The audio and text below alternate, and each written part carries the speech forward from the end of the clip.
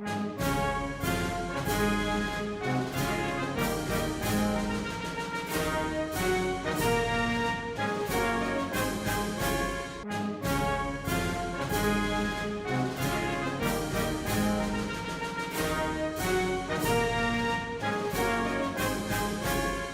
folks,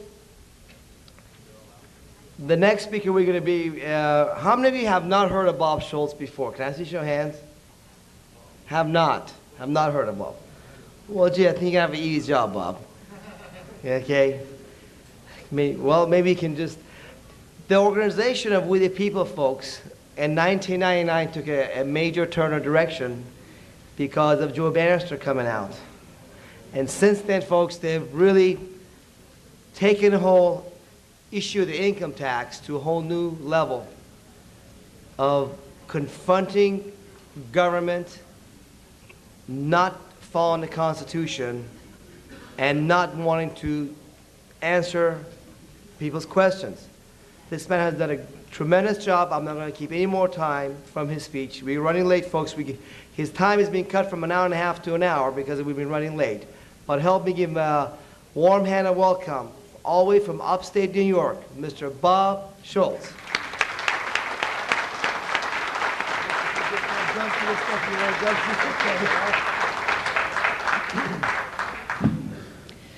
Thank you, Payman. This is the third or fourth Freedom Law School rallies that I've attended, so I have the same problem Joe Bannister had yesterday, not knowing where to begin. Many people say they'd like to hear the story, how you got to do what you're doing, and others have heard it 3 or 4 times. So what I'm going to do is just breeze, as Joe did, I'll breeze through my background and we'll get to what I've been doing for the last few years and what we see coming up, what we think the appropriate next steps might be.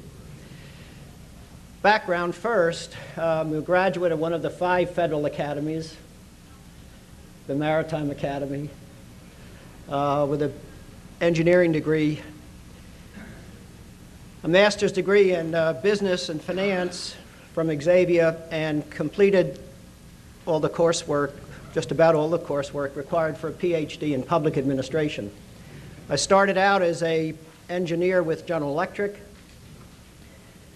and in the gas turbine department and the research and development center, the corporate research center. Took a year out. The maritime administrator asked all the recent graduates to help out in the sea lift of men, equipment, supplies to Vietnam. So I took a year and did that. Based on some work I was doing at the R&D Center, the governor of Connecticut asked me to go there, start up and administer a new state agency, which I did for 3 years.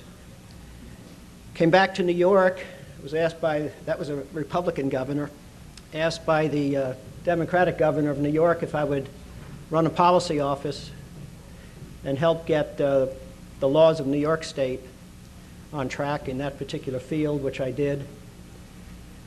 Became a full-time advisor to the United States, the administrator of the United States Environmental Protection Agency, to help get federal law on the right track in that field. Was a investment banker with Prudential Bache Securities for 4 years, and a vice president of a technology-based company in Cambridge, Mass. Everything was going along fairly swimmingly for the first 40 years of my life, taking care of my family and my career. But all of that began to change in 1979 when I was 40 years old. I noticed my local government where I live was doing something that I thought was illegal. They were violating a state statute. And so I thought I would do something I had never done before, find out where they met, and ask a few questions. And so in 1979, I attended the town board meeting and the meeting of the County Board of Supervisors. Having never done this before, I didn't even know where they met, and started to ask these questions of our elected representatives. And it was immediately apparent to me that they were not happy I was there. They were not going to answer any questions, and they were, it was as though this glass wall came down between them and me. So I decided to do something that I had never done before, which was take them to court, sue my government in 1979. So my office was in Albany, New York. We interviewed some attorneys down there, and I selected one. He did the legal work, I did the technical work. And we brought our local government to court, the county and the town of Queensbury. I formed a little Tri-County Taxpayers Association to try and get people in the community to help out. Instead of helping out, Judy and I were ostracized by our friends and by our neighbors for suing the government. You don't do that. This is an area under the tight political control of one party for a long time. And so the case went to the State Supreme Court Justice. He promptly dismissed it. I started learning something about the judiciary with that.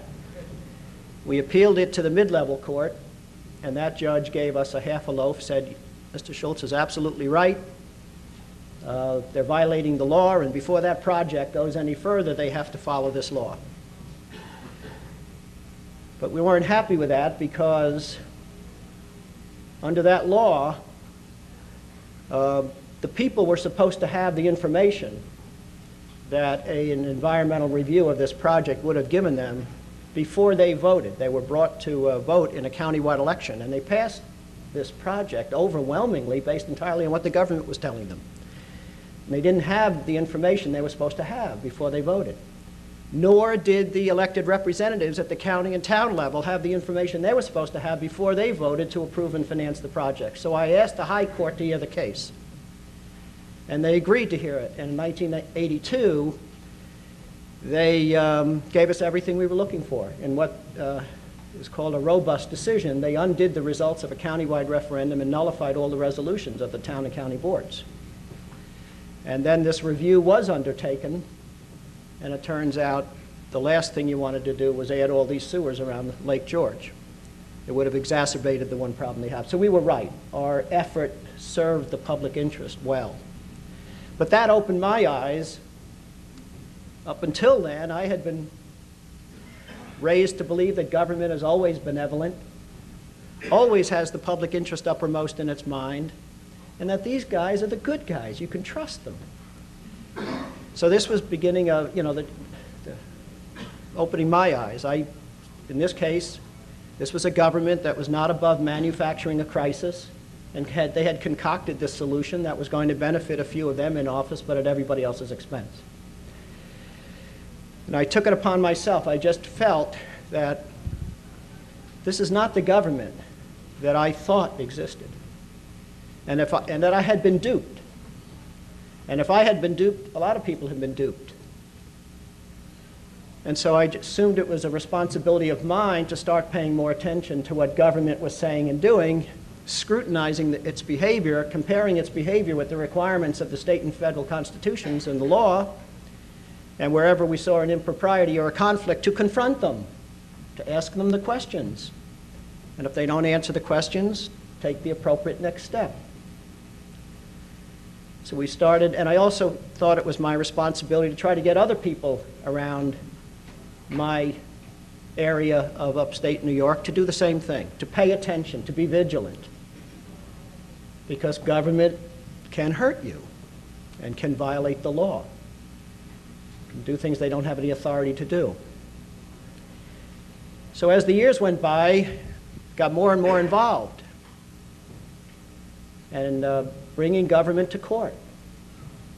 After that first case, which cost $50,000, 37 out of my pocket, 12 from people in the community,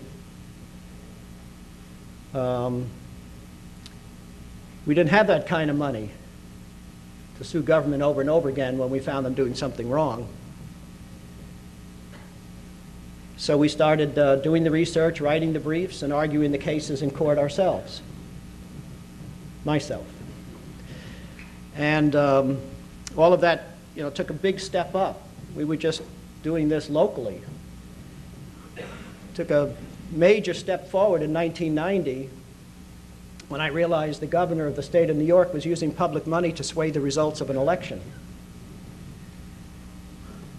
And I took the governor to court and won. The legislature was taken to court. I found out that they had written the election laws in the state to make it almost impossible for independents to access the ballot. So I undertook to find out what that was all about.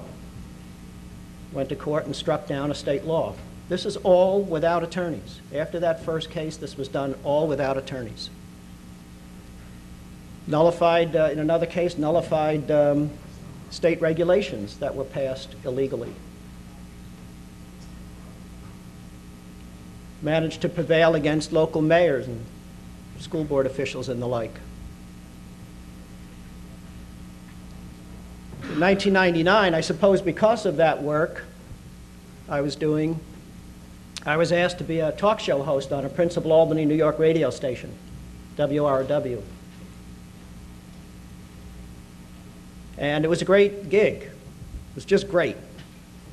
I and the audience, we learned how important it was to these constitutions, both state and federal.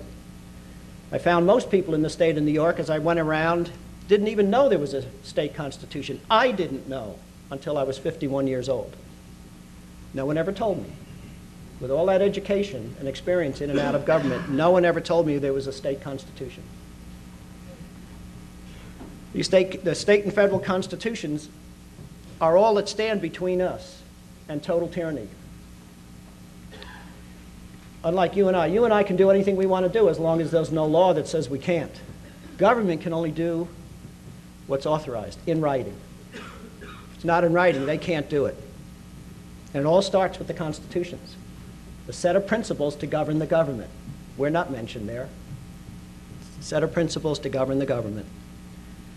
It's a constitutional republic. They are limited by written constitutions. Most people know that the people are the source of all political power. After all, you don't get into office unless we put you there. But what few people understand, unfortunately, is that all of government, every elected and appointed official, is limited by written constitutions and, of course, constitutional law.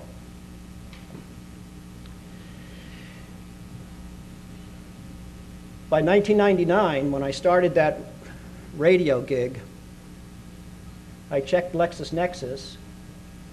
There were 114 reported decisions, motion and cases where the courts reached the merits of a case. 114 decisions in cases that I had brought pro se, doing the research, writing the briefs, and arguing the cases in both state and federal court, winning many precedent-setting cases. So in 1999 on the radio program, the message was to people, we have a federal constitution, we have a state constitution. It's all that stands between us and total tyranny and despotism. It's important to scrutinize governmental behavior, compare its behavior with the requirements of these two documents and the law, and wherever we see an impropriety, we have to confront them. We cannot allow government to take one step outside the boundaries we've drawn around its power. Not one step. As Jefferson said, when government takes one step outside the boundaries we've drawn around their power, they take possession of a boundless field of power no longer capable of definition. So it's incumbent upon us to keep them in check. And so that's what we did on the radio program. We talked about what government was doing. And the question would come up, What does a free people do under these circumstances where we had some evidence of governmental wrongdoing? One quick case I'll tell you about. I was on the way down to the radio station one day. It was the day that the bombs started falling in Kosovo. So I got into the studio, and of course the first question of the audience was, who made this decision to drop those bombs on Kosovo? Well, it was the president. Get out your federal constitutions. Where does it say he has the authority to make that decision? Does he have it? Well, the War Powers Clauses are there, and they don't give the president that authority. We found out from people in the audience that the founding father, there are people around that have a lot of knowledge, that have, for whatever reason, focused on an issue, and they are experts on that issue. And so they were calling in with this knowledge. The founding fathers worked very hard to make sure that the decision to apply the armed forces of the United States in hostilities overseas would never rest with one man, the president. It would rest with the people's elected representatives. There would be a debate in the House and the Senate where all the issues would come out. And that if we had to declare war, we would. Of course, we can defend ourselves. The War Powers Clause, the War Powers Act, which was passed during the Nixon years, the constitutionality of that act has never been challenged. But in any event, we learned all this, and we said, all right, the question of the audience was always, what does a free people do when you have evidence that government is doing something they're not supposed to be doing? Do we just say, well, that's life. There's been corruption in government forever. It'll always be there. My job is just to take care of my family and my career. Let George worry about it, whoever George is. Or do we confront it? What's the appropriate next step here? Well, the appropriate next step we decided with the audience was to sue the president, the Secretary of Defense, and the chairman of the Joint Chiefs. We did a lot of research. We wrote a great brief. And the case was assigned to Judge Scullin, Federal Judge Scullin. And we heard the next day he wanted the papers served on the defendants by 5 o'clock the following day. I had to do the radio show. I was doing 3 to 6 every night. And so I couldn't go. So I called Burr Dietz, one of our directors, very reliable. No matter what the task, he gets it done. So I called him and said, Burr, would you like to serve these papers on the president at the White House and on the Secretary of Defense and the chairman of the Joint Chiefs at the Pentagon? He says, okay. So we put him on a plane the next day, and he flew down. And I'm on the show, hosting the show, and about 4 o'clock he calls in. I decided to put him on the air so that everybody could hear this. How did it go, Burr? Mission accomplished. He described exactly what happened at the White House and exactly what happened at the Pentagon. We needed everybody to hear this. It doesn't matter who it is. What his title is, what his address is. If he works for the government, if he's an elected or appointed official, he is bound by our rule book, by the U.S. Constitution or the state constitution. And it's our job to confront them, to keep them in the bounds, no matter who it is. We knew that the court's standing doctrine would be a barrier, a hurdle we would have to overcome, which is outrageous. The standing doctrine basically says if the court is not in the business of giving opinions, if the outcome of this case is not going to affect, we're not going to hear the case. You don't have any standing. So they use this, justifiably so, in many circumstances. But they're not justified in using that, as far as I'm concerned, using that doctrine in cases involving the Constitution. We all have standing when the construction of the Constitution is the issue. After all, no matter what the courts decide, we have to live under that Constitution in the future. So we all have standing. But we knew that if the courts don't want to hear something, they'll find a way to dismiss it, and lack of standing is typical in these kinds of cases, especially with pro se plaintiffs, non-attorneys and so forth. So we reached out on the radio show before we prepared the complaint. We reached out and we said, is anybody out there with property in Yugoslavia? Certainly you've got standing. The bombs are falling over there. Our signal doesn't reach New York City, but word gets around. 2 days later, I heard from the father, a priest of a Greek Orthodox church in Lower Manhattan. And he said, I have a young man in my congregation that just finished Fordham Law School, concentrating on constitutional law. And he'd like to be a plaintiff in your case. He has property over in Yugoslavia.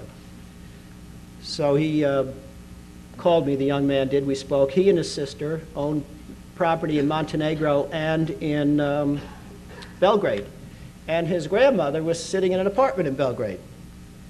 And even though they didn't plan to bomb any sites in Belgrade, missiles do go astray. And one did hit the U.S. or the Chinese embassy. So he became a plaintiff. We knew that a lot of these bombs and missiles were coming off of aircraft, off carriers, and we knew that they must be calling up aircraft engine mechanics and pilots, and they were. So we put out the word, is anybody out there, in a reserve unit or in a unit that has been called up or might be called up? You would have standing. Within 6 minutes, somebody from the 109th Air National Guard at Schenectady Airport called in and said, I've been listening to the show for months, and you're absolutely right. It's up to us. We have to defend the Constitution when when our rights are being infringed. So he was a plaintiff. But nonetheless, the court dismissed the case for lack of standing, and we appealed it to the Second Circuit. They affirmed. We asked the Supreme Court to hear it. They denied cert. But that was just one of many cases that we were doing on this radio show. It was great. It was a great gig. And but in early 1999, February of 99, getting ready for the show one day, I got that infamous message about Joe Bannister, that he, as a special agent, had resigned because he had determined the IRS didn't have the authority to do what it was doing, and that he had submitted his report to his superiors, who asking them to answer some questions. And instead of answering any questions, they asked him to resign. That's what caught my attention, hands down. Not that it was the tax issue. I didn't know anything. At that time, I didn't know any of these questions existed. I just, like everybody else, paid my taxes. The forms showed up every year. I filled them out and sent them in. But what caught my attention was that he asked questions of his government, and they wouldn't answer him. They, in effect, fired him. That's what caught my attention. So we had the producer track him down. I interviewed him at home, read his report, had him on the air. That led to my introduction to Bill Benson. I read his report, found out he too had petitioned his government for a redress of grievances, and he was abused. So we had him on the air, and then Bill Conklin. That was enough for me.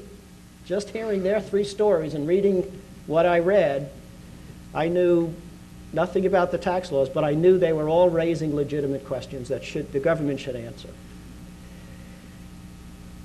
And so we talked about this to the audience. What does a free people do? We have some evidence here that government is operating or acting inappropriately, and that they may be doing something that they have no authority to do. For the first time, the decision was not to sue somebody, but to, in effect, ask some questions, and we decided that we would have an academic symposium at the National Press Club, and that we would fly in Joe, Bill Benson, Bill Conklin, Larry Beecraft, D.B. Kidd, and we had a fellow there from the Heritage Foundation. 60 days before the event, we sent very respectfully letters to the leaders of our executive and legislative branches. That would be Bill Clinton, Mr. Hastert, and Senator Lott with a copy to the IRS commissioner. And we asked them, we gave each one of them a copy of these reports, and we asked them to identify their most knowledgeable people and have them participate in an academic symposium in 60 days at the National Press Club. They never showed, C-SPAN showed. We tried 3 more times. We tried November that year, we ran through the drill again. And at that time, we decided to prepare a formal petition for redress of grievances. We called it a remonstrance. We decided that we would put it on the website. Anybody that signed it, read it, wanted to sign it, that was fine. About 8,900 people did. We decided we would serve it on the leaders of our all 3 branches of the federal government the following April 2000. We also said it would be nice if we had a delegation of people representing all 50 states on hand in support of the delivery of this remonstrance. And sure enough, we had, on April 13th, 2000, we had people there representing all 50 states at their own expense. And finally, the White House relented. They knew we were at the National Press Club. They knew at 1 o'clock we were going to come over to the White House. And they called and said, okay, we'll see 3 of you, though. The rest will have to wait outside. And so we decided Joe and I and a videographer would go in. And so we were shown to the office of President Clinton's economic advisor, a guy named Jason Furman, and the meeting was recorded on videotape. And he accepted the petition for redress of grievances, the remonstrance for the president. We told him how difficult it had been to get the 2 sides together, to get government and these experts together to answer some questions about the validity of the income tax, how it was being applied, and so forth. He promised that the executive branch would participate. We said we'd like to try again in June. He promised they would participate. We left, we closed the door. Joe Bannister said, I believe we've hit a home run. It went that well. We went out, we briefed the delegation who was waiting outside the White House. We walked the 2 miles up to the Capitol. We met with Speaker Hastert's policy director. And in the Capitol, same thing. He accepted the remonstrance for the Speaker of the House of Representatives and promised to have experts from the House Ways and Means Committee participate in the June conference. We then walked through the rotunda and met in Senator Lott's office, and his policy director, Keith Hennessy, made the same promises and accepted the remonstrance for the Senate Majority Leader. We then walked across the street to the Supreme Court, and a security person there came out and accepted the we weren't serving the chief judge, but we wanted to keep him up to date and let him know what we had been doing, because we said someday this case is going to come before this court. And so a security person accepted that package for Chief Judge Rehnquist. So it was great. June 29th, we're getting ready for the conference. On June 2nd, I called the White House. Jason Furman said, the legality of the income tax is not a high priority matter for the White House. We will not be participating in any conference on the subject. And the House and the Senate followed suit. So what's the appropriate next step? Do we give up? No. What's the appropriate next step? Let's run a centerfold ad in the Washington Times and publish an open invitation to the President, to the Speaker, and to the Senate Majority Leader, and to every congressman to come and meet with us at the National Press Club on June 29th and discuss, debate the issues surrounding the income tax. So we ran that on June 2nd, never a response to that either. And we held a conference. The question was, what's the appropriate next step? We need to reach out to all of the people in America and let them know the facts as we're learning them. It was decided to run a full-page ad at $67,000 in the USA Today. Just putting information out, educating people, telling them, encouraging them to educate themselves. And here's a list of websites to help you. We ran 3 more of those ads. on February 16th and March 2nd and March 23rd of 2001. Now we began to get to hear from the government. Not directly, but indirectly. Late March, I received a phone call from David K. Johnston of the New York Times late one Friday night, saying, do you know that the Senate Finance Committee is going to hold a hearing on your ads next Thursday, April 5th? I said, no, I didn't know that. What are you going to do about it, Bob? I don't know, David, what do you do? Call the Senate Finance Committee staff first thing Monday morning. Tell them, look, you ran the ads. You'd like to testify at the hearing on your ads. You'd like to be a witness. Those of us in the press will be all ears. Okay, I'll do that, David. First thing Monday morning, I called. They said, fax your request down, which I did. Late that afternoon, I got a typewritten letter back from the chairman of the Senate Finance Committee, Senator Charles Grassley. And he said, sorry, but the witness list is closed. If you'd like to submit a statement, you can do so, and we'll decide whether or not we want to add it to the record. I called Joe and the others, and I said, look, I think we should be there. We're involved now in a petition, a formal process of petitioning the government for a redress of grievances. A record is being established. Let the record show we were there. If they won't let us speak, let the record show that. We'll submit our statement. So we made the plane reservations and were scheduled to be there on April 5th. On April 4th, a Wednesday, somebody faxed me a newspaper article that appeared that day in the St. Petersburg Times. The reporter there had called Senator Grassley and asked him, how come? You're holding a hearing, you're going to have these ads, these USA Today ads up on easels, all blown up for everybody to see, and the people who publish the ads, you're not allowing them to speak, be witnesses at the hearing. How come, Senator? Senator Grassley responded. His response, he was quoted. His response was, because their message is going to detract from the message we're trying to convey. April 4th, St. Petersburg Times. So we were there, and what was the message that they were conveying? There were the senators, there were the ads, and other stuff up there, and there was IRS Commissioner Rosati and a few others. What was their message? Basically, anybody who raises questions about the validity of the nation's tax laws has to be dealt with swiftly and harshly. Started getting an answer. Pretty heavy-handed, I'd say. That was April 5th. On April 9th, we had planned this quite a bit ahead of time.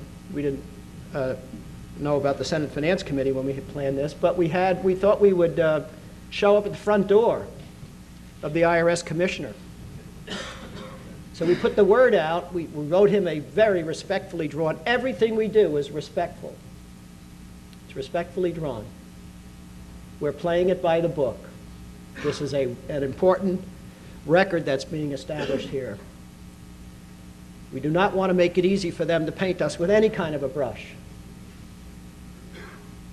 So we wrote to the commissioner, and we said that on April 9th, there will be a lot of folks from around the country gathering at the Jefferson Memorial.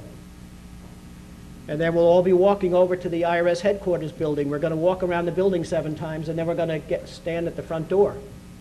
We're going to set up a podium with a portable speaker system so everybody can hear.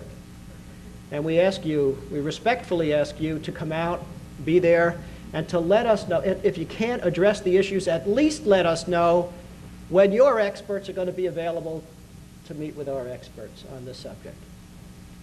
And we were all there, and he was inside, and he did not come out. The only 2 people who came out were dressed in black from head to foot, running cameras, filming everybody. That was April 9th. On April 11th, I received a telephone call from the advertising representative at USA Today that we had been dealing with. We had a verbal contract with her to run 12 of these ads at $67,000. We had already run 4. And she said, Bob, we can't run any more of the ads. Why not, Katie? because the tax people have been in talking to the legal department, our legal department at Gannett. Gannett owns USA Today. And I said, well, how'd that go? And she said, they say that you're advocating that people break the law. And I said, now that's very interesting, because what law is that? This is what we're trying to find out. And your legal department has gone along with that? With this? And she said, I guess so. I'm told to call you, tell you we can't. Would you put that in writing, please? And she wouldn't put that in writing. She simply said, the ads could be misleading. So we had tried everything. Everything we knew to try and get the government to answer these questions. And with a lot of thought and prayer, on June 11th, I wrote to the President, to the Speaker, and to the Senate Majority Leader, IRS Commissioner, said I was going to go on a hunger fast on July 1st. Until the questions were answered. And I wasn't going to eat again until either I died or until these questions were answered.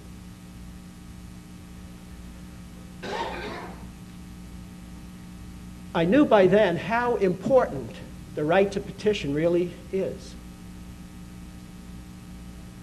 It's the capstone right. I didn't know about that chapter in Don's book, but he's right on.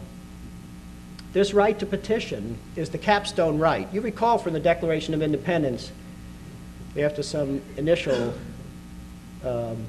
truisms about the fact that we're all created equal and so on. But then the bulk of the Declaration of Independence is the founders listing what they call the oppressions or grievances. The paragraphs, the 18 of them that begin with the word he. He, the king, does this, he's doing that, he's doing that. And then, at the end of all of that, do you remember? Jefferson wrote, and we've petitioned. We've petitioned. And our petitions, our repeated petitions, have merely been met with repeated injuries.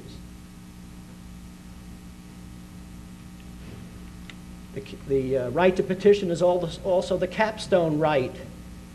Caps off some pretty important rights in the First Amendment. Think about how important the right to petition is. Think about how important it is to be able to ask your government questions and have them answer. Think about it. Think of it in these terms. People know about the right to worship freely and speak freely, to assemble, freedom of the press, freedom, trial by jury, no cruel and unusual punishment, privacy, property, and on and on. These rights we know about, right? Most people know about them. But if government infringes on any of those rights, or if they step outside the boundaries we've drawn around their power in the Constitution itself, and we don't have this right to petition and all that it means, then we don't really have these other rights, right? Think about it. You think you have these rights and they're infringed and you don't have the right to petition, which includes the right to an answer? If you don't have the right to enforce your rights, they're not rights. I think Don will agree. Any right that is not enforceable is not a right. Right, Don? So how do we, the American people, how do we get to hold government accountable to these books, to these constitutions? There's only two ways, two nonviolent ways. The ballot and the petition. Those are the only two ways. But the ballot is for the majority only. After all, it takes one more than half the number of people voting to carry the issue, whatever it is, on the ballot. So it's for the majority to hold government accountable to issues of public opinion or political questions. Should this guy get in office or not? Should this question pass or not? It's for the majority. It's the petition, and only the petition, that allows you and I to hold government accountable to the Constitution. You know, our rights are individual rights, unalienable, endowed by the Creator, but they're individual rights. That's what separates us from people everywhere else. They're individual rights. And so when government infringes on one of our individual rights, it doesn't matter what the rest of the people in the state or the country or your town or county feel about that. If they're violating, infringing on your right, then you have the right to petition for a redress of that grievance. And that a petition is simply a statement of grievances and a prayer for relief. So I knew how important this right was.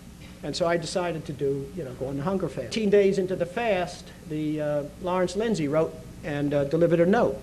Lawrence Lindsay was on the board of Enron, came into the administration along with the president as the assistant to the president for economic policy, believe it or not. And he wrote that, up to that day, up to that point, the 18th day of the fast, the IRS's position was, telling my congressman and Congressman Bartlett, Bob can come in, talk to our chief counsel, ask his questions, but he can't bring anybody with him and he can't record the meeting. Well, I wasn't interested. But when Lawrence Lindsay wrote, he said, you will be receiving a substantive response from the IRS. And the next morning, the commissioner called and said, okay, we'll meet in a recorded public forum and address the issues and answer the questions. And that afternoon, Ashcroft called and said the same thing about the Department of Justice. Congressman Bartlett received both calls. I was there when he got one, the first one. And so on the 20th, but here's the important point. Dan Bryant, the number 3 man, he was one of the attorneys for Henry Hyde when Hyde was chairman of the House Judiciary Committee that impeached President Clinton. And now he was the number 3 man in the Bush administration under Ashcroft. And when he called Bartlett to tell Congressman Bartlett that they will meet and discuss and debate the issues, he said to Congressman Bartlett, however, he said, we do not want the record to show, we don't want history to show that we're responding to a citizen's petition for redress of grievances. We want the record to show that we're responding to a letter from a congressman. So Congressman Bartlett, please write us a letter. So Congressman told that, and we wrote the letter, and we negotiated with Dan Bryant for a 2-day hearing. We told him that we had so many questions we couldn't get through it in one day. 2 days, okay, fine. And he wanted a secure location. Congressman Bartlett said it would be held in a hearing room on Capitol Hill and in one of the House House office buildings, and it was agreed. But the dates were set for September 25th and 26th. After 9/11, we wrote and requested a postponement. The new dates were set for February 27th and 28th, 2002. They eventually pulled out, reneged on that commitment. We decided to go ahead anyway, and we rented the ballroom at the Washington Marriott. We had a live, one thing that bothered, I think, in thinking back, one of the things that really bothered the government about the upcoming hearing in the House office building, they knew that we were going to have a live webcast, that we were going to spend all the money so that people all over the country could watch, and the camera would move in on the face of the government person answering the question, and that we had been down to the House office building to check out all the wiring to make sure, that, because this is going to be we needed a broadband here, and all of that. They knew we were going ahead with this, and of course the only way to do it was to have it on a pay-per-view basis, something that had never been done before, like a multimedia. We broke some technological ground, but they knew that we were, that thousands of people were going to be watching this, and they reneged. We decided to go ahead anyway. And on February 27th and 28th, we put under oath 3 tax attorneys, a constitutional attorney, CPAs, a forensic accountant, 3 former IRS agents, including Joe, and 2 principal tax law researchers, Bill Benson and Erwin Schiff. And over those 2 days, we asked the questions. I mean, before this, to get ready for this, we knew there were 87 people around this country that, see, these weren't our questions. All we're trying to do is get answers to somebody else's questions. But we knew that there were 87 people in the country, you know, that seem to be on the, they have different arguments and different approaches, but they all had something in common. They all felt that the income tax was fraudulent in its origin or illegal in its operation and enforcement. So we had compiled a list of some 87 of these people. For all I know, maybe Don was on the list, I don't remember. But we sent invitations to all of them. And we said, look, why don't we all get together? And we chose Las Vegas. And let's have a session and let's start getting ready for this hearing that the government has agreed to participate in. Let's start shaping the questions. And so about 39 or 40 of them showed up, and we hired 3 attorneys to help us shape the questions. Their advice was we treat this upcoming meeting as a deposition, and that we know what we think we know what the facts are. Let's just put them in, you know, question format, and let's just ask a bunch of admit that questions of these agents, of these government agents. And so we did that. And so we were prepared for the meeting on February 27th and 28th. The feds pulled out, so we had the 2-day hearing where we put all these folks, these credentialed tax professionals, under oath and asked them the questions. And there was a live webcast of that event, and really lots of people. It cost us $360,000, and we covered our costs. So that record of that hearing we put on 4 CDs. And we asked the admit question, we got the answer, basically agreeing with the fact, and they gave a citation, you know, to some section of the law, some section of the Constitution, some court decision. And so we embedded in the 4 CDs the hundreds of pages, hundreds of documents and thousands of pages of evidence. And we also had hired a court reporter to prepare a certified transcript of the hearing, to certify the transcript. And that 615-page transcript is embedded in these 4 CD-ROMs. So we decided, and when Congressman Bartlett informed us that they were pulling out, he wrote a letter, and he said, Bob, send me the questions. I will send them to the Department of Justice and the IRS. They will answer the questions because I am a congressman. It's okay. So I sent Congressman Bartlett the questions for him to send, and he did. On March 16th of 2000, about a month after the event almost, I sent him the questions. And a month later, Dan Bryant wrote him back and said, no, they were not going to answer the questions. They've all been answered in the Congressional Research Service report of such and such.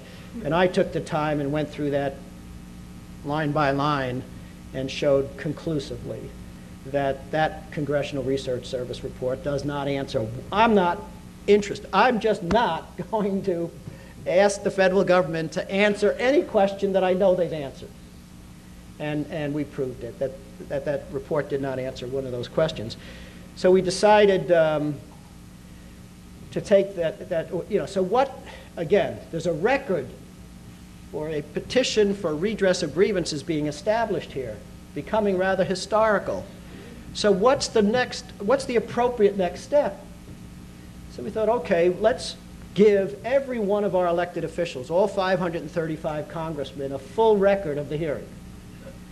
And so the call went out, and God bless, and there's many in this room I recognize, God bless the people who respond to all of these calls.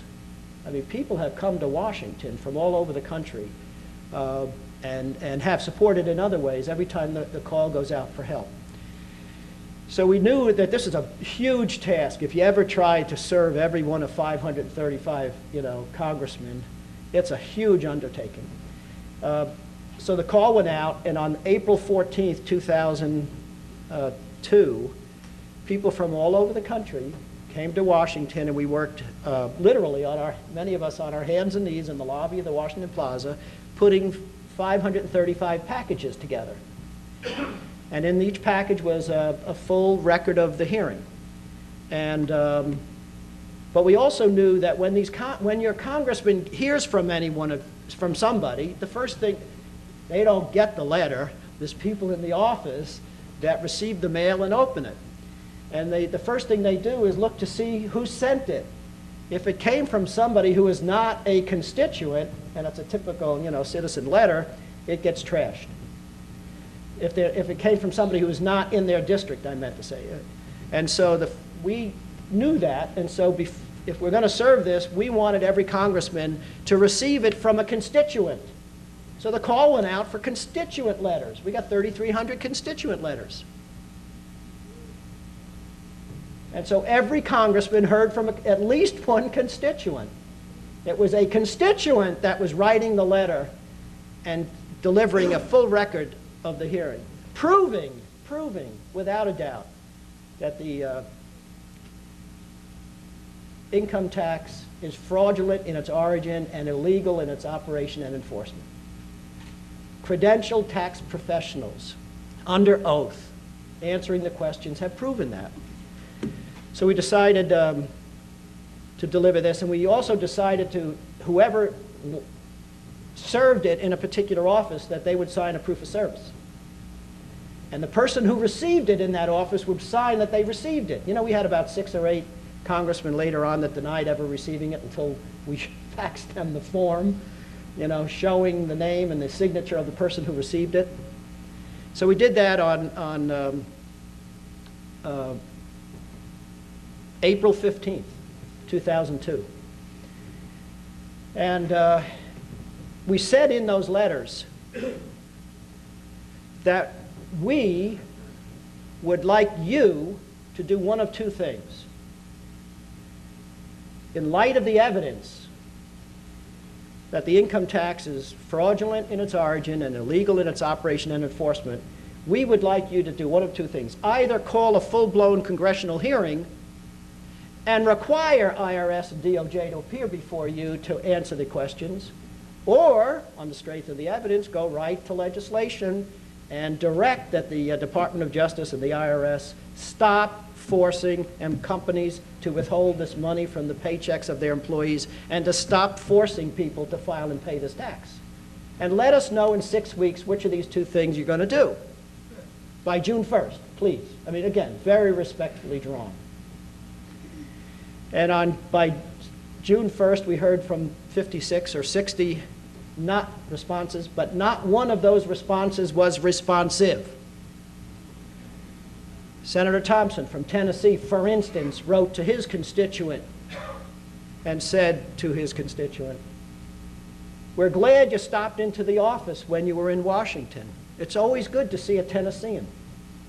Do you know we have a website now? Here it is. Come again." That's the response we got to that letter from his constituent. My congressman, who I know, Congressman Sweeney, he wrote, "Dear Bob, I agree. The level of taxation is too high. And I support these 3 bills that are designed to reduce your taxes. Let me know what else I can do for you." That's my congressman's response. 60 non-responsive responses. So the question became, what's the appropriate next step for a free people to take under these circumstances? Let's try one more time. Let's try one more time. So we decided to have Freedom Drive on the National Mall. People from all over the country drove and flew and whatnot, got to Washington on the afternoon of November 14th. We had prepared 4 petitions for redress of grievances. 4. We didn't want to we wanted to make it harder for anybody to say, oh, they're just tax protesters. So we prepared 4. With the help of good constitutional minds, constitutional professors and attorneys in this country, we prepared 3 more petitions for redress. 1 regarding the Iraq resolution and the war powers clauses. 1 regarding the Federal Reserve and those provisions of the Constitution that it violates. And 1 involving the USA Patriot Act. Again, just asking answers to certain questions, facts, but in admit question, the admit question format. And we asked in those petitions, which was served on every congressman on November 8th, 2002, and the president, we asked respectfully in those petitions for redress of grievances that they send a representative over to meet with the people on November 14th on the National Mall and at least let us know when these questions will be answered. Nobody showed. It was then that I decided, I had 2 speeches prepared, one if they showed and one if they didn't show.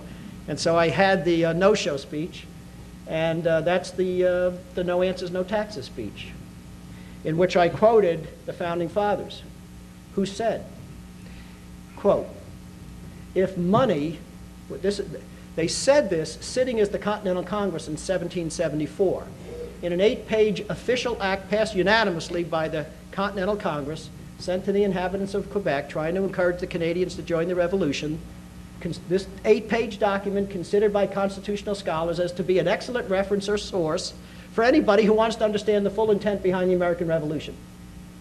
And in there, they're talking about our great rights, the individual's great rights. And in talking about the first great right, government based upon the consent of the people, they said this. In 1 sentence, they said, if rulers want money who have in any manner oppressed the people, they may retain their money until their grievances are redressed, and thus peaceably procure relief without trusting to the despised petitions and without disturbing the public tranquility. Brilliant. Again, any right that is not enforceable is not a right, and the only way sometimes we can nonviolently enforce our rights is by retaining our money, and that's what they said. And Jefferson said it in different words and so forth. So I gave the no answers, no taxes speech and said, that's it. Time has come to retain our money. And that was in 2002, and in early next year, people would say, well, Bob, I can retain, this is tough to do because my employer gives it to them before I can't retain it. My employer is giving it to them, taking it out of my paycheck. How can I, enforce my rights if my employer is in cahoots with them? Okay. The appropriate next step under those circumstances, we decided, was Operation Stop Withholding. And so last April and May, I drove around some 13,300 miles and met with groups in 37 cities. And we handed out, free of charge, these blue folders. And in the folders were forms. We call them forms. They're affidavits and things of that sort. Verified statements. For workers who work for companies, they're existing workers, to give to their employers. It's basically, this is the law. These are the facts. We ask you to I'd like to terminate my W-4 agreement. The law actually says either the employee or the employer can terminate at any time any existing W-4, and that a W-4, the employer has to give it to a worker, but the worker doesn't have to. It's voluntary. We also had forms in here for people who wanted to work for a company without a W-4, called them the new hire forms. We also had forms in here for independent contractors to give to their employers. We wanted to ask the employer to stop ratting on them, stop informing the government that you gave me this money, and so forth, the 1099. And we also included in here the full statement of facts and beliefs that came out of the Truth and Taxation hearing, all 537, statements of fact. And many people have, in fact, given those to their companies. We know this.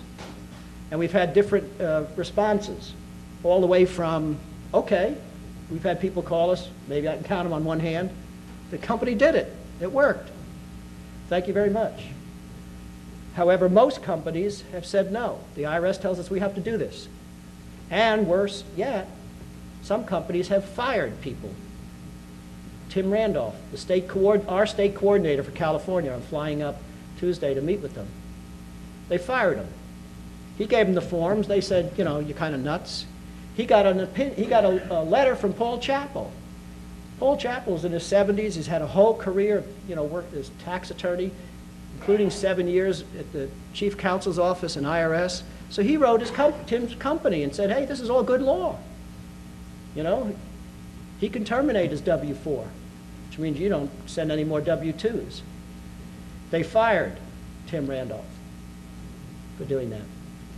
So we've had all of these responses. So what's our appropriate next step regarding this? A couple of things come to mind. One is lawsuits by workers against their companies. So you're going to see a lot of that this year. In the Gulf of Mexico, there are these oil rigs. A lot of companies, tens of thousands of workers. There's 750 of them so far that have agreed to pay $500 to $1,000 to sue their companies because they have submitted these forms and the companies have said no. There's you think these people can go to their union, you know, where there are unions. Let me tell you about Steve Drury. In the Boston area, they have a lot of carpenters. There's a National Carpenters Union. You've got certain skills and the union sends you, the company says, hey, I need a carpenters to the company.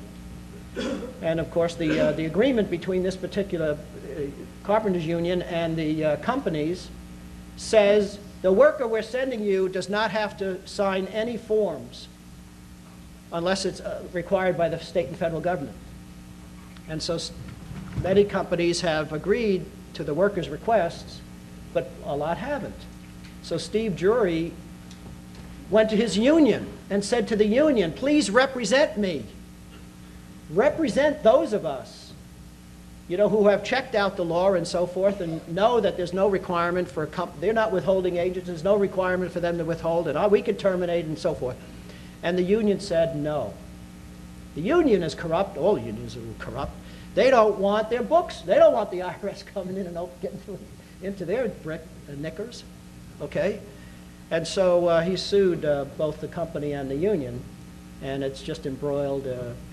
You know, the poor guy, he's out of work for 2 years now, or over 2 years. So I think one thing that we need, one appropriate next step is for workers to start suing these companies. And we're going to do, we're already working on that. But the other thing I think that we're going to, I'm ready for this. And I hope ex-paratroopers are ready for this as well. I think you can go. I'd like you to lead the charge, Don. You said it's time to act, right? Here's what I think we need to do in this country now. You know, there are pockets where you have still, they haven't outsourced everything yet, right? But you still have companies that have a lot of workers working for them. And whether the automobile plants or what have you, right? I'm going to do this. I'm going to get out there. We're going to get out there, and we're going to pass flyers around.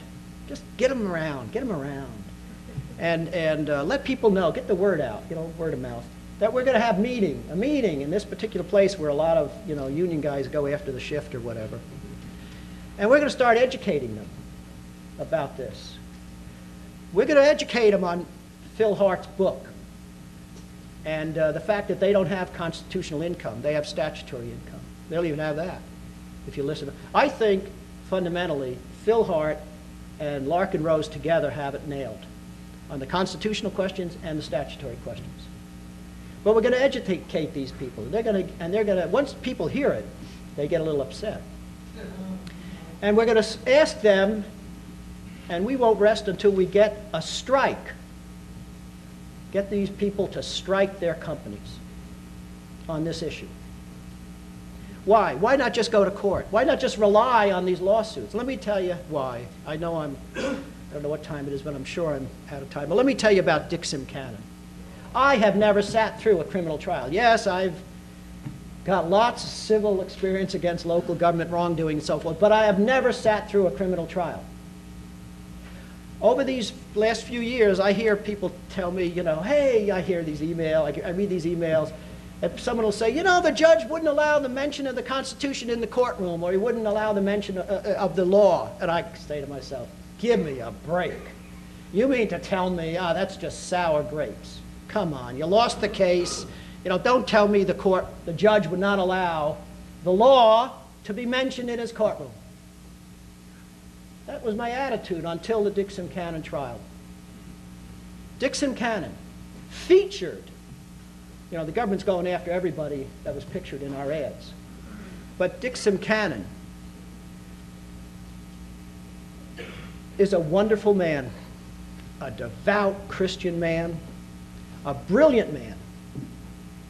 He's one of the best designers of molds that make these plastic products. You know, all these plastic things, they come out of a mold. Somebody had to design the mold to make that product with the tolerances and, you know, the rest of it that go into it. He's one of the best. He built a company over 23 years. Successful. He's a pilot. He's not only a pilot, but he took it upon himself to build an airplane. Actually built an airplane. And he made the engine. They have a saying, you know, the guy that packs the parachute should jump with it. Well, his belief is the guy that flies an airplane should make it. So anyway, this is Dick Simcanon, a wonderful man. Well, in 1995, his CPA tells him his taxes are going to go up 10 times for some, you know. He said, why? Well, you know, something about accrual cash, you know, over $5 million, you know. But he really couldn't answer Dick's questions. So Dick decided to, I know a lot of engineers, all the work I've done over the years, the engineers and the scientists are the ones that do the best work. Why? Why is that? I mean, I've worked a lot of cases, with a lot of technical, you know, complex subjects. And what is it about these engineers? They're used to reading complex stuff, and things have to add up to engineers. And so here's Dick Simcanon, and he decides to study the law. And over the next 2 years, he develops one of the best private libraries on the Internal Revenue laws. And he builds shelves in his break room where his 48 employees were taking their breaks. And this stuff would end up on the shelves. And in 1997, after 1997, he learned, he had been questioning his elected representatives. He was asking his congressmen and the IRS to answer his questions, and he got no answers. So he decided that 1997 was going to be the last year that he filed a tax return. And that was the last year. But his Christian conscience bothered him because he was taking money out of the paychecks of his employees, and he knew that was wrong.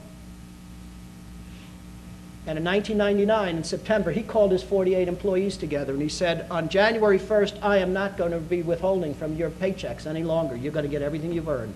What you do with it is your business. But I am not authorized to withhold this. It's voluntary, and I know it's not, and you could sue me for doing what I'm doing. And he said, if you don't like this new policy of mine, you can leave. And 2 of his employees left. The rest stayed. So he stopped withholding on January 1st, 2000. He's featured on one of our ads. Immediately, in 2001, immediately, the Department of Justice approaches the grand jury and asks to indict him for willfully failing to collect and turn over the money to the IRS. Dick Simcanon asks to talk to the grand jury. The prosecuting attorney allows it, believe it or not. They can stop it. In New York, they can't. In New York, a target of a grand jury or a suspect, in a grand jury action, has the right to appear before the grand jury, the state grand jury. But anyway, Dixon Cannon got to talk to these people. He got to show them what he had learned in 2001. They did not indict him. In 2002, the Department of Justice came back and tried again. And again, Dixon Cannon got to explain to the grand jury members. He gave them material. He said, this is what I've learned. And they didn't indict him. 2003, I'm out on the road talking about Operation Stop Withholding to get companies to stop withholding. I wrote to the IRS before I started, and I sent them the blue folder to the commissioner. I said, I'm going to be talking to these company people and workers. And this is what I'm going to show them and tell them. And if you see anything wrong here, please let me know. And every stop I made, all 37 stops, we sent a fax to the local IRS, to the area director of the IRS, and told him where we would be speaking that next day. And to please come by. And if they hear anything that's faulty or misleading, let us know. April and May, I did that, and they knew I was out there doing that, and they knew what was coming. An avalanche of these forms were going to be submitted to workers, to companies all over the country. So in June of last year, they went to the grand jury, and they would not let Dixon Cannon talk to the grand jury. So this grand jury, which is different than the previous two, heard only from the government. Well, it's true. A prosecuting attorney can indict a ham sandwich.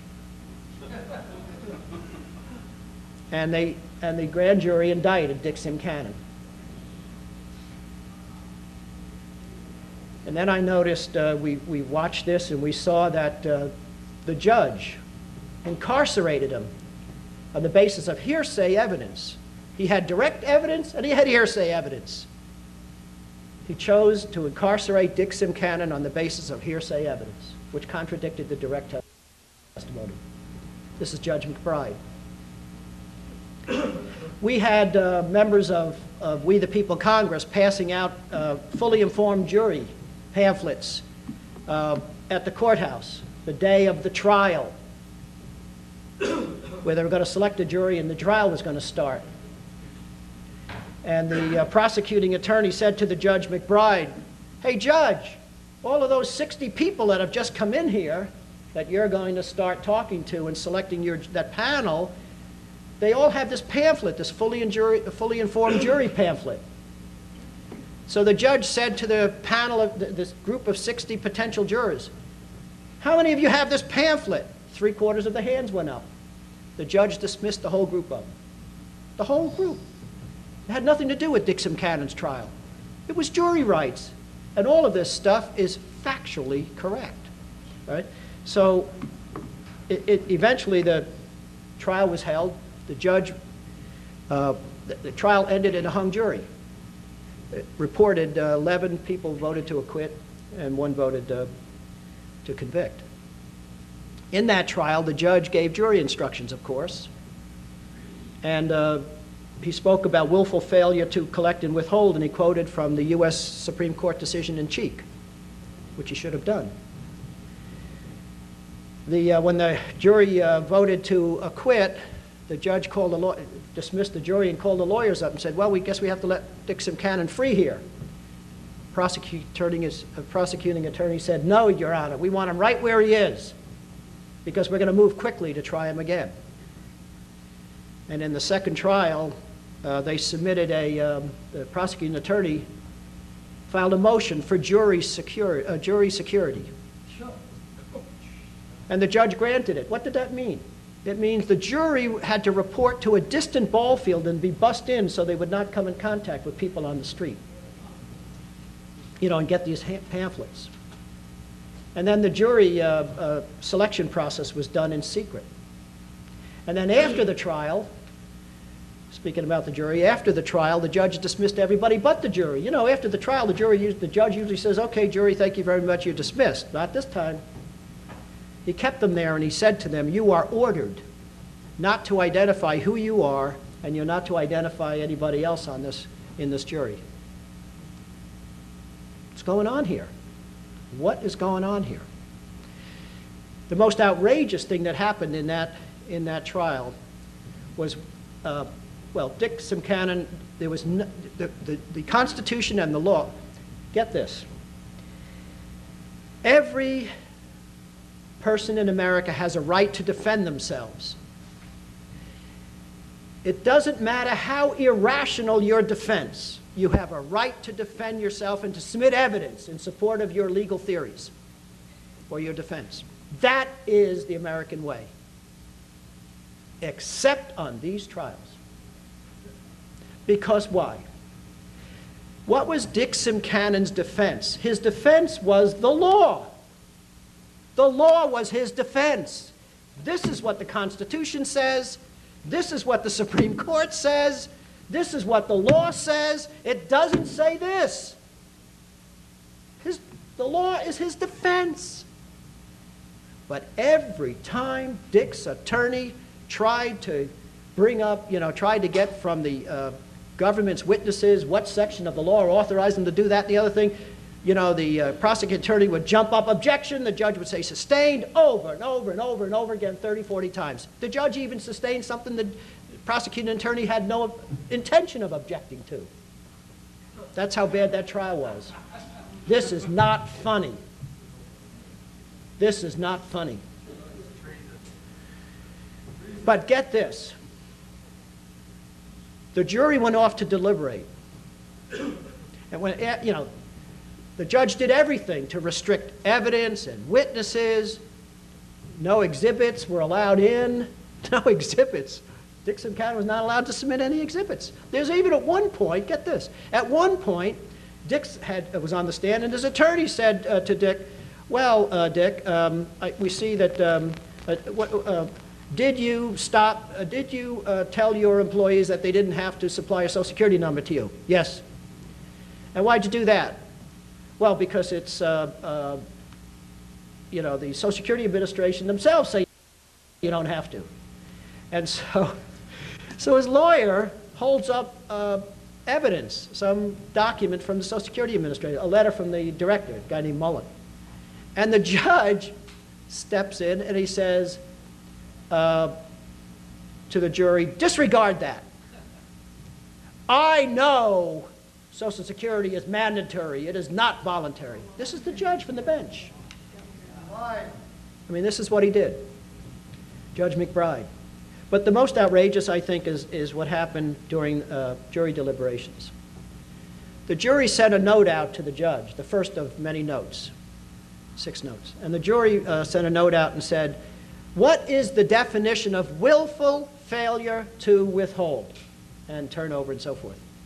Now, I heard that from the jury, and I mentioned to the guy I was sitting with, I said, that's it, we won.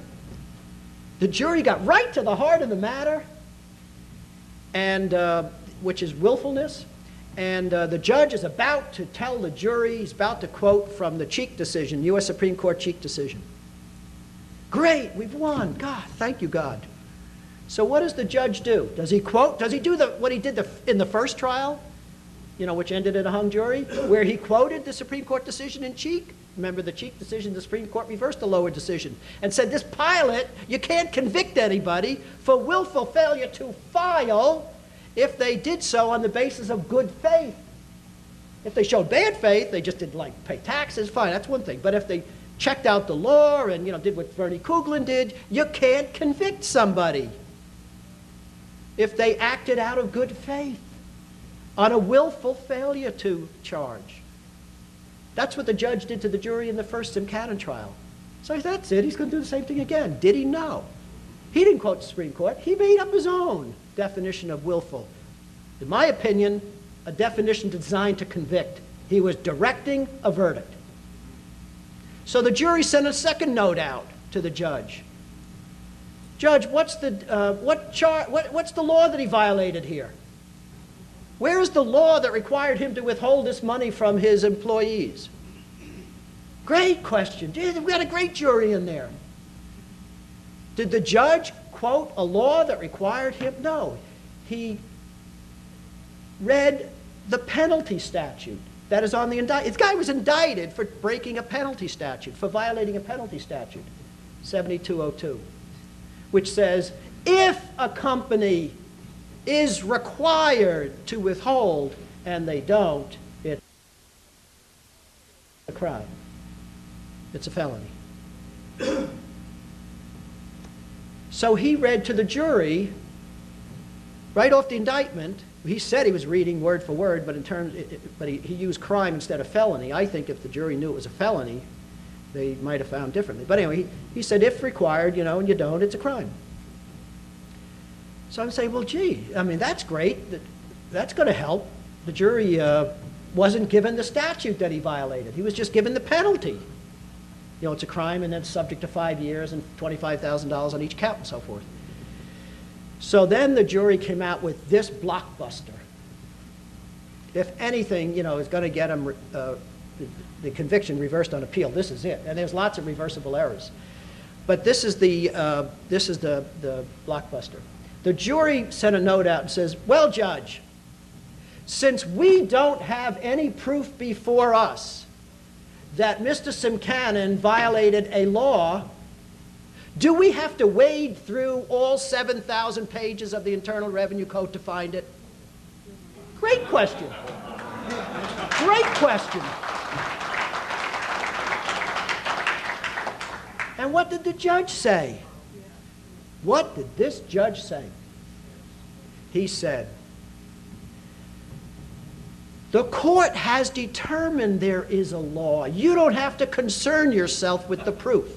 I swear to God. That's what Judge McBride said. That's going on in our courtrooms. That's how much this case meant to the government. The withholding is the Achilles heel. They could not afford. I mean, here we've got thousands of these things going out, being submitted. Companies being approached by their workers all over the country. They had to convict him. And the judge, they came back with a guilty verdict. Now, I believe that there was jury tampering here. I believe we're going to find that out. I believe that it's worse than that. I believe, it's a funny thing. Before I wrote this article on our website where we talk about this very recently, I watched Runaway Jury the night before. Yeah. I said, for heaven's sakes, there it is. There it is. Look what they do. They make it's a big business. It's a science, and I'm now convinced, watching, I said to my wife, Judy, I said, you know what? I'll bet you this thought would never have occurred to me. That's how naive I still am after all these years. Would never have occurred to me that the government would put people in that jury to influence the rest of them. How else do you explain a guilty verdict? How else do you explain it when they ask what's the definition of willful? They get, they don't get the right. They come back and they say, well, what law did he violate? They don't get any law that he violated. They say, well, where is it? Believe me, it's there. Take our word for it. You don't have to concern yourself with the proof. How else do you explain that a group of people, Americans, would come out and convict this man? Unless there was somebody in there who, said, I'm a former, judge, I'm a former, whatever, I'm an expert, maybe two of them working the crowd. That's going on, I'm sorry to say. I'm absolutely convinced. What? That's not jury tampering? That's what I said. So you'll see, we call it jury tampering. And so we need to, you'll see in the article, we want to run an ad. Let me tell you about who we are. How much time did he get, Bob? How much? Time did he get? Well, he's going to be sentenced on April 30th. He can get 129 years. He can. It's appealable, yeah, but it's another $75,000. The guy's in jail. His business is shot. They put 2 liens on his house, one against his wife, one against him. You know, they notified all of his suppliers were notified. They all said, oh my God, you know, we want our money right away. The feds are going to seize your plant. Marathon Battery Company, you know, the batteries, all those plastic cases were made by Dick Simcannon's place. And so they said, you know, we want our molds. They took the molds and went somewhere else. Well, Dick's business disappeared. They just busted the guy. It's pathetic, but this is how much this case meant to them. Doesn't the judges a lot of times tell the juries what to do? Well, they're not allowed to, but they basically can direct a verdict, and I think that's what happened here. So, anyway, you'll notice, let me tell you, I started to tell you about us. We're an organization that I don't receive any compensation. My wife, we and I work every day on this. We've done this for years. We don't take any compensation out of the organization. We got a lot of people that help us without compensation. People think we're this big organization because of everything we do. No, it's because of people like you. We decide what's needed. An academic symposium, a live webcast, a press conference, a newspaper ad, whatever. And we say, all right, this is what we think should be done now. This is what it's going to cost. Please help. And the money comes in. All the money comes in, goes out. And so what we need now is to run a full-page ad in the Fort Worth Telegram there. A message to the grand jury, members of the Dick Simcannon's grand jury and petit jury, the trial jury, to come and identify themselves. And the draft of the ad is on our website. You link to it. It's a message that says, hey, come on. Here's some evidence of what went on here. And what we need to do, we're telling the jury, what we need to do is what NBC does after, a big trial like Martha Stewart or whatever. They get a panel of jurors together, and they talk about what happened, in the jury room. They're free to do that. That's what we need to do. We need to talk to these people and find out who these people were and find out what went on there, and are our suspicions unfounded or not. And so that's $15,000 to run that ad. So we need help to get the money run. All right, so we need to do that. I just want to let me just touch quickly on a couple of things that I know you probably have questions about. The right to petition lawsuit. I know how important this right is, and we need to test the attitude of the judiciary. We need to test the attitude of the judiciary. So I wrote a complaint to be filed in federal court as though I were filing it as a pro se citizen. But I can't represent a class. I can't even represent the foundation or the We the People Congress. Lawyers are the only ones who are allowed to represent those people. So we needed a lawyer to file this case. So I was talking to Jim Tucker at American Free Press one day about this, and I said, Jim, I need a good lawyer to bring this right to petition lawsuit. He said, what about Mark Lane? I'm sorry, I'm just one of those guys that, didn't know Mark Lane. A lot of people know Mark Lane. I was just one of those that didn't. I said, who's Mark Lane? So he told me. So I called Mark Lane. And he said, all right, send me and I sent him the record of the hearing. And I sent him the draft of the complaint as though I would file it on the right to petition. We have the right to petition. This is what it means. We've done our homework. We've got 10 law review articles written on the subject since 1986, none before that. Found out the original intent behind the right to petition. We found out how this country how it used to work. We found out, for instance, that whenever, there was a day in this country until the early 1800s, if you had a grievance, and you put that before your congressman or your state legislator or your county official, you got an answer. They took that, they submitted it to a committee, and they discussed it, and you got an answer. The archives of state archives show that there was more legislation passed by state legislatures that came from these petitions than from any other source. It all started to change in the 1830s when Congress was getting so many of these petitions from these abolitionists wanting to end the practice of slavery that finally the Southern congressmen prevailed and they got a rule passed and said, any more of these, they're going to be permanently tabled. That was the first time on record government in this country said, we don't have to answer to the people. It took John Quincy Adams 5 years to lead the charge to get that rule reversed. And he eventually got it reversed, but the damage was done. And look where we are today.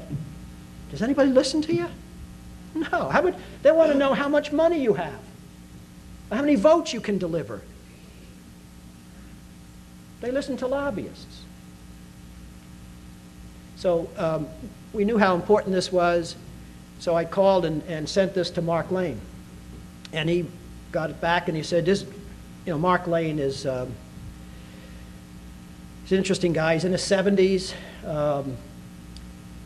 He was John F. Kennedy's campaign manager for New York City in 1960. He also ran for the New York State Assembly at the same time, won, and Kennedy won. And he only had one term. He didn't run again, Mark Lane. And when Kennedy was assassinated, Mark Lane became very interested in what the Warren Commission was coming up with. Mark Lane, decided to turn investigative attorney, started coming up with other information, which contradicted what the Warren Commission was coming up with. But nobody would listen to him. Press, nobody would. So he rented a theater in downtown Manhattan, and he held court every day, and the place was packed every day. And eventually he wrote a book called Rush to Judgment, which was #1 on the New York Times bestseller list for a long time. And he wrote a screenplay. He's done other great work. So we decided, he said, I'm intrigued by this, Bob, and eventually we negotiated. Phase 1 of the contract, he was going to take my brief, check out all this stuff on right to petition and all that other stuff that he didn't know anything about, and what was going on here in this tax business. He knew a little bit about that. And Phase 1 for $35,000 he completed, and he recommended a course of action, which pretty good course of action. And now it's Phase 2, which is filing the brief, filing a claim in the Court of Claims and a complaint in the U.S. District Court, and dealing with all of the motions to dismiss, of which that we expect many, and then a couple of trips probably up to the appellate court, the Supreme Court if necessary. He's going to do everything necessary. And the case arises, we're not going to ask the court to define the income tax. We're not going to get into that. Not even, the constitutional claim that it's void for vagueness. None of that. Just the right to petition. What does it mean? And does government have to answer? And if they don't answer, can we retain our money? So the case is arising because many of us have been asking the government to answer questions about the income tax, and they haven't been answering them. And instead, they have been retaliating against people and hurting them. And the case also arises out of the failure of the judiciary to apply traditional judicial doctrine, sound Supreme Court decisions. Their failure to apply these things in cases involving the income tax. So the case arises out of that. And all of this stuff, it's an enormous amount of work, and he's putting his name on it. For that phase, $285,000. At our convention, which we held at the end of January, he was there, participated on many of the panels, and we gave him a $100,000 check. And he's initiated, he's gotten started, and we've said he's agreed on a best efforts basis, that we'll come up with the rest of it on phase 2. And very important to test the attitude of we know what our rights are. Now here's what's important. Some people say, well, that's a lot of money, and you can't really trust the judiciary, blah, blah, blah. This is a record that we're establishing here. This is the appropriate next step. And this case is going to put the judiciary in a tough spot. If they find against us, we're saying we only have 2 ways to hold government accountable. One is the ballot, the other is the petition. And if the court finds against us, no, you can't enforce your rights by retaining, you can't enforce your right by retaining your money. In other words, that's the only way to enforce it. If they find against us, in effect, the court will be saying, your only way to hold government accountable is through the ballot. So the judiciary will be saying this is a democracy. That's all it is. That's what this case means. And if we're smart enough and we work hard enough, we're going to get the judiciary in a position where if they find against us, the judiciary will be saying your only way is the ballot. If you don't like what's going on, get somebody else in there. That's a democracy.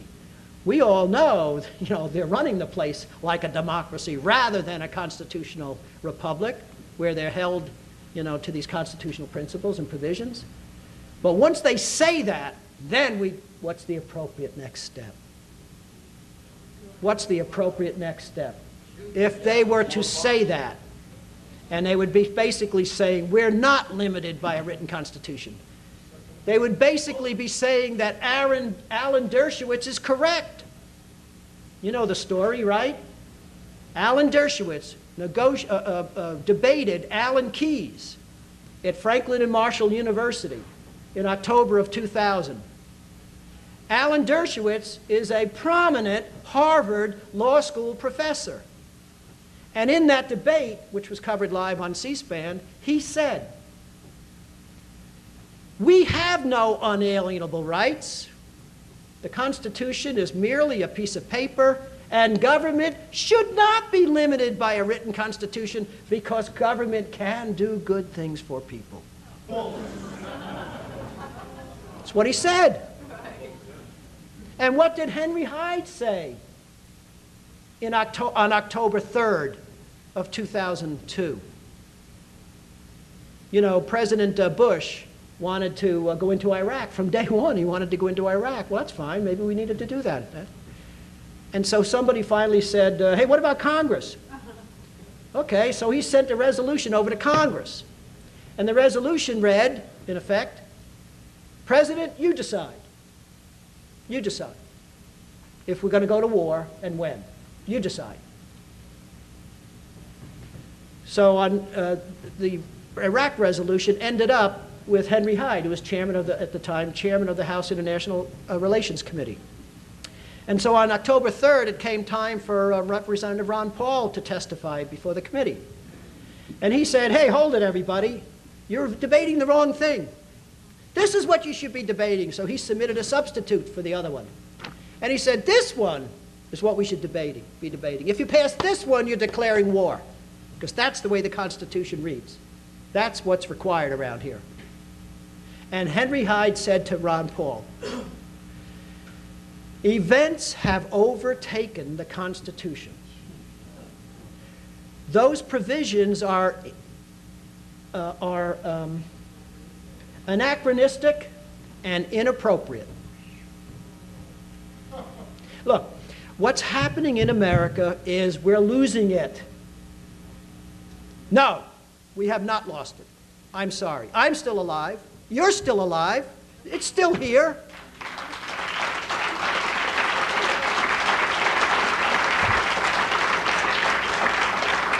I get these emails, the Constitution's dead. Baloney. It's still here. The problem is it sits there. It doesn't defend itself. It's dead in the hearts of the majority of the American people, and it's our job. They don't even know about it. They were never, government has all but, public education has all but taken over private education. What does that mean? It means the government is educating most people and has been for generations. And what does that mean? It means the government has decided, wouldn't you, if you were the government? It's decided that it's not in its best interest to teach the children that they have the ultimate responsibility. It's not in its best interest to teach the children the history, the meaning, the effect, and the significance of every provision of the state and federal constitutions and the Declaration of Independence. It's not in its best interest to teach these children that they have a developing responsibility as they go through their lives to scrutinize governmental behavior, compare its behavior with the requirements, and then confront them and do whatever is necessary to keep them under control. It's not in its best interest. That's what is happening in America. I know it's very hard for an individual or a small group to make, to prevail and make a difference. But I also know history.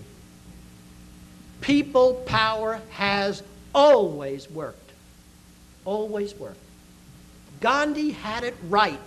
Martin Luther King had it right when they said, if you're up against unjust and uncivil government and laws, and you're entitled to reform, change, the only way you're going to get it is if you are A, proactive, and we are, B, nonviolent, and we are, and C, if you have a mass movement. You need a mass movement.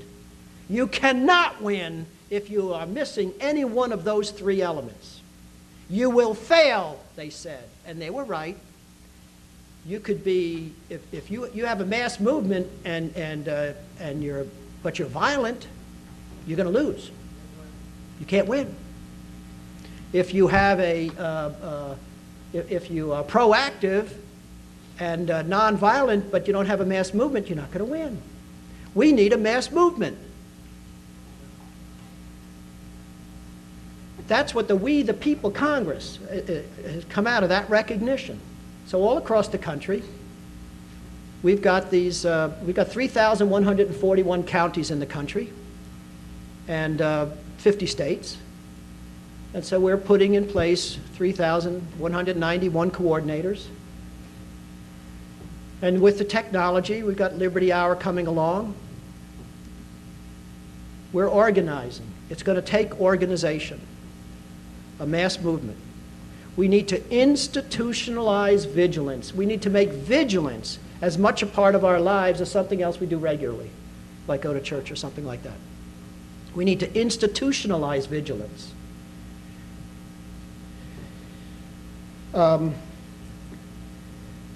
When we,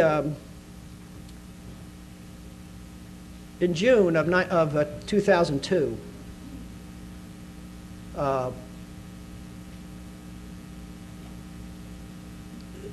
we had a surprise. Ari Fleischer at the White House. Ari Fleischer was the president's press secretary, and they would hold these White House press conferences. And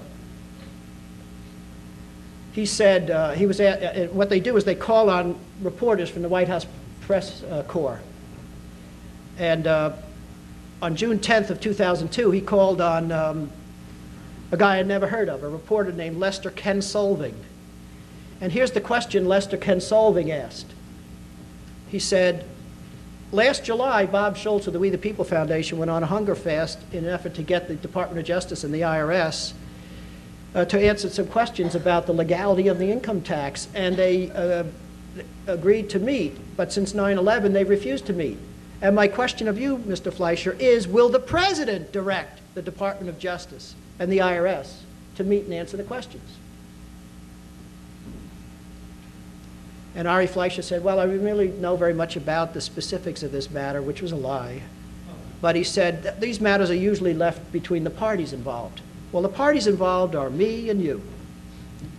And so 1 week later, I wrote an 18-page letter to the commissioner. And I said, for the reasons in this letter and in its 6 attachments, I'm not going to file for 2001, 2002, or ever again. And I sent that off. That letter and those attachments are in this other over there. One has the CD record of the Truth and Taxation hearing. The other envelope has my letter and the 6 attachments in it. So I would ask of you to go to our website, givemeliberty.org, and we have a very large mailing list now. And we have, so at least get on the mailing list. We don't abuse it. Usually only when we post an article, we then send it to everybody so that they don't miss it. And we don't post something every day. It's only when we have something to say. And we would ask you to join the Congress, the We the People Congress. If you don't have the $25 a year, just let me know. It's all right. And there's a lot of, everything we've done, we've made a record of. We don't sell, we don't have any services, we don't have any products. We make a record of everything we do. We ask for a donation, a suggested donation. If you don't have it, just tell us. We send it to you anyway. These two things are over there. The suggested donation for both these envelopes together is $30. We have a new corporate brochure, the black document, which will go along with this. These are available on the website. The suggested donation is about $59, but you can get them here for about for $30. If you have it, if you don't, it's okay. Just let me know. And take one of those brochures with it. Join the We the People Congress. Get involved. Some of you may have a question about the Legal Defense Association. We've had people all the time saying, oh gosh, you know, I'm in trouble with the IRS, I need help, and so forth. And I gave I was a speaker, invited speaker to a national veterans group in Houston a couple of years ago, and I was on the agenda with Michael New's father, Daniel New. And I was talking to, I think of this and I have to laugh. I'm talking to about 500 veterans about fear, about, you know, who am I to talk about fear to them? But anyway, so I was saying how much fear people have of the IRS.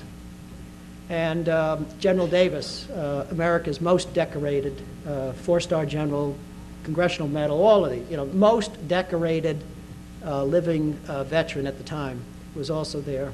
And one of the figureheads of this veterans organization helped found it.